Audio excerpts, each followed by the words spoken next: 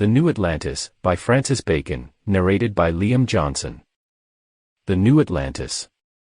We sailed from Peru, where we had continued for the space of 1 whole year, for China and Japan, by the South Sea, taking with us victuals for 12 months, and had good winds from the east, though soft and weak, for 5 months' space, and more. But the wind came about, and settled in the west for many days, so as we could make little or no way, and were some time in purpose to turn back. But then again there arose strong and great winds from the south, with a point east, which carried us up, for all that we could do, towards the north, by which time our victuals failed us, though we had made good spare of them. So that finding ourselves, in the midst of the greatest wilderness of waters in the world, without victuals, we gave ourselves for lost men and prepared for death.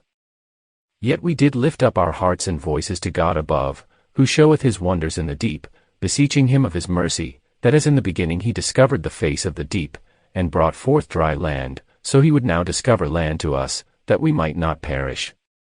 And it came to pass that the next day about evening we saw within a kenning before us, towards the north, as it were thick clouds, which did put us in some hope of land, knowing how that part of the South Sea was utterly unknown, and might have islands, or continents, that hitherto were not come to light.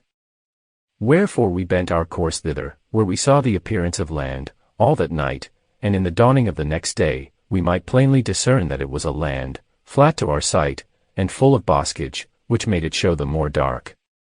And after 1 hour and a half sailing, we entered into a good haven, being the port of a fair city, not great indeed, but well built, and that gave a pleasant view from the sea, and we thinking every minute long, till we were on land, came close to the shore, and offered to land.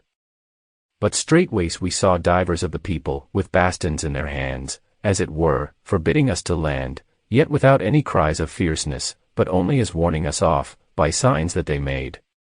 Whereupon being not a little discomforted, we were advising with ourselves, what we should do. During which time, there made forth to us a small boat, with about 8 persons in it, whereof one of them had in his hand a tipstaff of a yellow cane, tipped at both ends with blue, who came aboard our ship, without any show of distrust at all.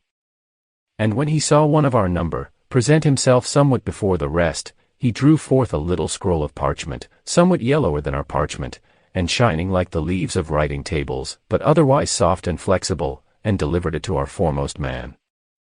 In which scroll were written in ancient Hebrew, and in ancient Greek, and in good Latin of the school, and in Spanish, these words, "Land ye not, none of you, and provide to be gone from this coast, within 16 days, except you have further time given you." Meanwhile. Sample complete. Ready to continue?